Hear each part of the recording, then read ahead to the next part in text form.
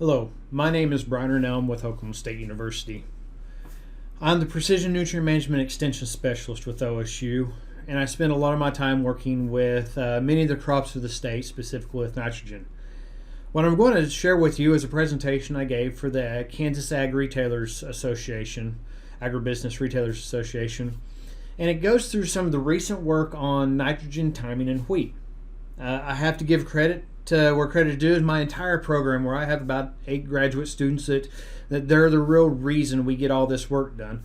But a lot of this data is coming from specifically Jal Sousa, who's my PhD student, who worked on the nitrogen timing project from his master's through his PhD. And with that, I want to get into the conversation about how late can you wait for nitrogen, specifically with winter wheat. Even more specifically with grain-only wheat. This is not talking about grazed wheat. So I want to state that a lot of this concept of how late can we wait assumes that you are taking care of the rest of the fertility, that you're getting good soil tests, that weed management, soil pH, P&K is managed relatively well. If anything is out of balance, we cannot guarantee how any of our recommendations work, at least as of yet. We're still looking at that.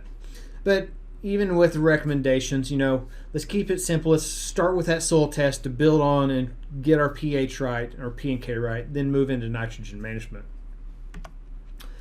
As we get into this, I'm going to lay some background information, which you may have already seen on many of my talks, because I've utilized this next set of slides because it really lays the foundation, the groundwork to our results and what we've been seeing. So in the next couple slides, you're going to see this purple case state down at the bottom. I have to give credit to Dr. Romulo Lalato and his former student, Dr. Silva, who's now our state extension specialist, because we got a lot of the information you're going to see from Lalato and Silva. But with that, we got to talk about grain, protein, and yield formation. Keeping in mind that inside each berry you have starch, you have protein, and those concentrations go back and forth. That's why we have a big test weight, or shrunken berries, or high protein or low protein. But we really got to think about how it builds. So yield is not a function of nitrogen in the berry. And by the way, when I say protein, it means nitrogen in the berry. And when I say nitrogen, it means protein in the berry. Because to calculate protein, we measure total nitrogen, multiply it by a constant factor of about 5.8, and it gives us protein. So they go hand in hand when it comes into this protein. So yield is more of a function of the starch accumulation than it is protein accumulation. The conditions that affect the starch accumulation affect protein concentration, not total protein uptake, but protein concentration within each berry, meaning how much of the total berry is protein and how much is the total berry starch. We look briefly at our cycle as we go through. We have those 40 to 42 days after the formation of the anther and stigma, extrusion of the anthers, and we have the formation of the berry. We go through those stages till we start to ripen up. We get the protein accumulation after the first 10 days. After we have pollination, we start getting through grain enlargement. We get 15% of the total accumulation about 21 days after anthesis. That means we're still accumulating 50% of our protein 3 weeks after flowering. That's 3 weeks after flowering. We still have 50% more of our protein to be taken up into the crop. We do get our starch accumulation starting shortly after the 10 to 12 day time frame, and then we move on. So what affects this starch and protein accumulation? One, when you think of starch, think photosynthesis, thinking that we're building sugars via photosynthesis and removing those sugars and starches from the leaf tissue, from the glumes and awns into the berry. So photosynthesis, which is primarily 6%, is occurring during grain filling. So that's really why we're trying to take care of flag leaves during grain fills, because we're getting a lot of photosynthesis from the awns, from the glumes, from the flag leaf, from those upper parts of the plant, that's then putting starches into the berries. What limits the supplies of starch going into the berry? It's a limited supply, meaning drought, disease, or stress is affecting the soluble carbohydrates in their inner nodes mobilized to the grain. We're effectively saying that we're sink limited, meaning that we can't get the sugar from the leaves into the grain, and that typically happens in drought or disease. Again, flag leaf applications of fungicide. When it gets hot and dry during grain fill, post-anthesis, we have smaller berries. We have massive big test weights when we have this greenhouse style conditions where we have good humidity, good temperatures, not too hot, not too dry, and we can really move that photosynthetic output from the leaf and the photosynthetic materials into the berries. Very sensitive to environmental conditions. Flip that, and we start thinking about the nitrogen. The nitrogen that goes into those berries are translocated from other parts of the plant. 30% from leaves, 30% from stem, 10% from roots, 15% from glooms. And so that adds up to a whole whopping that 85%, meaning we got 85% are coming from those locations. Where's the other 15? Well, of those 85, we look at this whole system and we have a little bit more than 70% has been absorbed prior to grain fill, meaning to get into the leaves, the stems, the roots, and the glooms, that we've taken up from the soil about 70% of what's going to end up in the grain by grain fill, meaning there's 30% that has to be taken up during grain fill. Therefore, we see that often nitrogen is source limited, not sink limited, meaning we go low on protein because we've run out of nitrogen for that last 30 to 20%. Meaning we've got the nitrogen to make the photosynthetic material, but we don't have the nitrogen to be pumped into the berries when we're finally filling it. Protein amount is not as sensitive to environmental conditions, but the concentration is. So it's this weird aspect.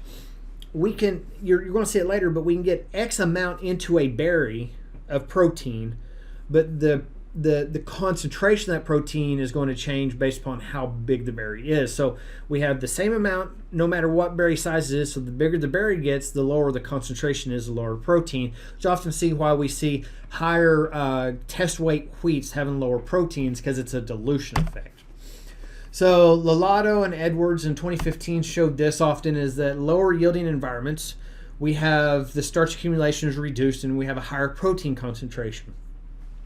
And you have this up here where lower yielding grains, we have higher protein than lower yielding grains. Now this has been well known, well documented, that in higher yielding environments you have greater starch accumulation and protein dilution if N rates are not increased. So if you look at this, a lot of these are the breeder or the variety trials. And so I would say one thing to think about this too is that how do we have good yields in Stillwater, Oklahoma for wheat? It's water. How do we lose nitrogen by the end of the season? It's water. How was a lot of the nitrogen managed on these plots? It was pre-plant. So if we add a lot of water with pre-plant nitrogen, how much of that is that we've just leached it out just to so we can get to these yields? We've leached it out and it's just not there anymore. I love these slides. These come from DuPont et al. 2006. It really shows the impact while I was talking about starch accumulation. So if we get hot and dry during grain fill, so this is 75 degrees during the day, 62 at night, 98 during the day, 82 at night. This is how much starch is laid into it. So you see that we go from, let's just call this a 62 test weight, down to 52 test weight. We've got a shrunken berry. We don't have the same amount of starch. However, you do the same thing with temperature, and the total milligrams per berry is not impacted. It doesn't matter what the berry's doing as far as carbohydrates, you're getting the same results. So you have a decrease in total starch accumulation, means more than protein, which will increase. So this little bitty test weight right here has the same amount of nitrogen. So it's got that 14% protein that we see when we get in 16 to 17 when we have these shrunken berries. Now let's flip that and have the good weather conditions, 75 degrees, 62 at night, but we go with and without nitrogen. Look at how that impacts our berry size. We can run out of nitrogen when we're in grain fill and we still have 62 test weight as long as the environment is there. However, we run out of nitrogen at grain fill and our protein tanks. This means we need nitrogen there in the soil when it comes time to grain fill. Lotto also showed this with some work they've done with Ashley Lawrence. Is a nitrogen by protein per yield relationship that typically we can hit max yield, but we won't hit maximum protein at different levels. And they showed about a 20 pound of N per acre gap between hitting maximum yield and hitting maximum protein. That goes back to this slide right here. It's like we can build the grain because we've already made a photosynthetic material, but we don't have the nitrogen there because we've run out and we just kind of tank off at the end. So they showed a 20% yield differences. And they also suggested grain protein is that if you look at their work, there's about a critical threshold is if you have a protein below 12.5, it might be an indicator that you ran out of nitrogen at the end of the crop cycle. Nitrogen timing. If this goes back to some Dr. Silva, Oliveira Silva's work, again, our current small grains extension specialist, nitrogen timing, if 20% of the N is taken up by jointing, that's right here. By the way, this is jointing right here. This is hollow stem elongation. We've only got 20% of the nitrogen applied, yet our farmers who are doing pre-plant, we're applying it here and waiting till joining. By the way, this is winter wheat, so this time frame is July, August, September, October. This time frame is March. So we've got a good 5 to 7 month gap before we even get to this point on grain only. And then we're only 82% by flowering, and then we still have more to take up. The total we have in these scenarios, we still got another 100 pounds to take up post-flowering. Post-flowering. So I want to get into this. Let's break this down as far as nitrogen management goes, and what does that mean for nitrogen management? Means this, the Stanford Equation, guys and gals. This is my bread and butter of how do I do nitrogen right. It's fertility by crop. Fertility equals the fertilizer rate equals the nitrogen in the crop minus the nitrogen in the soil minus the efficiency. It goes back to the right rate, the right source, the right time, the right place. And I think the big issue with what we're getting into with a lot of our winter wheat is anhydrous ammonia is cheap and it's easy to do early, but is that truly the right time to get our nitrogen on to be the most efficient? Because if we put it on in August or September, what is the efficiency factor going to be when we have a good season? Well, we really got to get an opportunity to break this down, and I started digging into work from both Dr. Braun's program, our soil fertility specialist, and my program, because between the two of us, we do a lot of nitrogen studies in wheat. I was able to look at 33 different studies that occurred from 2017 to 2020 that had at least in their protocols treatments that received all nitrogen pre-plant and treatments that received all nitrogen in season. And so I just want to bring out a couple points. Multiple trials, multiple trial configurations, multiple sources, multiple application method, blah, blah, blah. But of the 33 locations, 31 responded to nitrogen. It means 2 times out of 33, the check, unfertilized check, equaled the fertilizer. So we throw those out of the analysis. The other 33, I got 2 times that pre-plant out-yielded in season. So 6% of the time pre-plant outdid in season. 0 times did the protein of the pre-plant outdo in season. Statistically, this is alpha 0.05, meaning I got to have a big change to be statistical. Flip that and say in season versus pre-plant. How many times did all nitrogen in season, and this is a spring application, this is a pre to post jointing application, meaning February to late March in Oklahoma. So 23% of the time we increased yield. Almost 70% of the time waiting to end season statistically increased protein. There's a lot of times where I had a higher protein almost every time. However, statistically, it was only 70% of the time. Something to think about. I got 6% chance that my pre-plant's going to do better, 0% chance that pre-plant's going to out-protein me, but I got a 25% chance that if I delay it, I'm going to get it improved. The rest of the time, folks, the 6% less, 23% more, that's 30% max. That means 70% of the time did not matter when I applied nitrogen as far as grain yield goes. Okay? 30% of the time didn't matter. 70% of the time it mattered as far as protein though. I want to break down each of these studies because I think every one has some things to be looked at that has some important characteristics. First, we got the 2N rate study, and this is a response to look at one of my theories that I really need to look at nitrogen below optimum to see how efficiency is impacted. So in this study, we go out with 2N rates. We go out with a 3. Actually, this has a 45-45 split, a 90 at one time, so it's from pre-plant to 120 days. So this is somewhere between jointing and flag leaf. And then 180 pounds, which in all my locations, 180 is so far above crop demand, it's not funny. So in this, we look at all these sites, 2N rate study. We have good response to grain nitrogen, or good response to nitrogen. The in-season outperformed the pre-plant once every single time, delaying 90 pounds to in-season statistically made a better protein than if I looked at nitrogen pre-plant. Another little tidbit about this is I really thought that we needed to be truly like a 30-70 or a 50-50 split. So this 45-45, that's 45 pre and then 45 pounds somewhere in season. I want you to read this. Performed over 2 years and 4 sites. This project looked at split application of nitrogen versus one time, the 45-45 versus 90. All this, it was the timing of December, February, March, and April.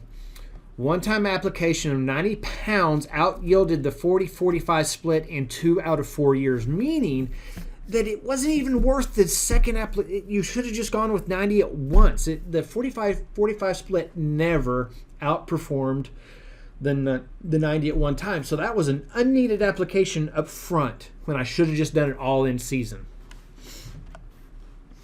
Rate by time. So this is one of Dr. Ron's studies looking at a couple locations. They used urea, by the way. This is ammonium nitrate. This is urea. An application of 30 days prior to plant, at plant, and right at joining. Feeks 5 is before hollow stem. Basically showing that at the 4 site years, this is time of day by stage. So basically what's effect. There was no difference at this location for in season. At this location we lost. This is one over 2 times where we lost yield. We increased yield here by waiting, and we did not statistically increase yield. But I'll show you. So this 2020 is a good example of it's not statistically different, but this is a difference of about 20 bushels. So, 1 ton. This is about a 7 bushel difference right here between in season and early pre. This is statistical. This is not. This Lahoma, and this goes against our, just talking through it. At this location, I think it would have been all at A's had not the application had been made the day after. So this was done by students that had a certain day to go out and apply urea. The night before it rained 1.5 inches, and they waded out onto the plots and spread urea after 1.5 inches rainfall at Lahoma. And then it didn't rain for another 3 weeks, and it was daily air temperatures of 65 to 72 degrees. So a lot of losses. This shows don't apply urea after a rainstorm when it's not going to rain again. Bad idea. On-farm YP. Now this one goes, all my other stages are kind of focused on central Oklahoma. This is not. This was all over the state. Small plot studies. We put out like 20 every year, hand harvested every one. But every year we lost 50 to 60% due to freeze. This is kind of a summation of those sites that responded to grain. So we got Byron, Oklahoma, Elmwood, El Reno, Byron, Newkirk, Chickasha, Nardin. This is the one location, El Reno. This performed better with pre-plant, statistically better with pre-plant than it did elsewhere. We got the other locations, we got 3 where in-season performed better than the pre-plant. And we had protein statistically better 1, 2, 3, 4, 5, 6, 7 times on these site years. And you can see how some of the response is on the in-season. So this is Byron. You can see where the 25, 50-50 is about the same. But we actually top out on a yield quicker with in-season. Here at Perkins, we never probably applied enough in. We probably needed another higher rate. But you can see where every level of nitrogen is better than the pre-plant version. And this is on a sandy soil. Byron was not, more of a loamy soil. Now moving on, and this is a precursor to the final study we're going to talk about. It's the due to the adoption of the enriched strip, something I hope you guys have heard me talk about. But the theory behind the enriched strip is that you see this strip right here, it goes deficient and you apply nitrogen, but the whole field has to be deficient. So For years I've been saying you've got 30 days after that strip shows up to get your tail out there and get it fertilized, otherwise you're going to lose yield. I had no clue. I just made those numbers up. It was just agronomic, what it made sense to do. So we really had to design a study that said, how long after deficiency can we wait for nitrogen to be applied? I thought it was going to be about 30 to 45 days, and then you start losing yield. The study looks like this. We applied a single plot. So right here, where's my pre-plant? Right there is my pre-plant plot. This went out at planting and nothing else had fertilizer. And as soon as this showed any difference from the rest of the plots, we started fertilizing every 7 days to take it out 63 days after growing days after visual difference. In this case, we used ammonium nitrate because I didn't want urea loss to have an influence. I wanted to see truly when could the wheat plant respond. This just shows a range in dates. So we started applying anywhere between November to March, and we applied all the way through February, up almost to June in some cases. We're getting into mid-May on these plots, really, really late season, and we're talking heads are out, and we're still applying fertilizer. So we got a whole range of dates. This one is interesting. So ignore the numbers, but I want you to look at any time there's a color shade. So pink means the check. We had a fertilizer response. We had a fertilizer response when the number's pink because the unfertilized check was less. This right here, if the box is yellow, that means the in season was equal to the pre-plant, equal to in yield and protein. So in this case, 63 days after visual difference, yield and protein were the same as applying it pre-plant. If it's green, yield and or protein was significantly better. So in this case, we started having increased in yield as we waited out the application. On these, it was late. So this is really late. This is the April and May applications where we're losing yield because we've waited too long. So you see there that within the first 35 days after having a visual difference, there is no pink.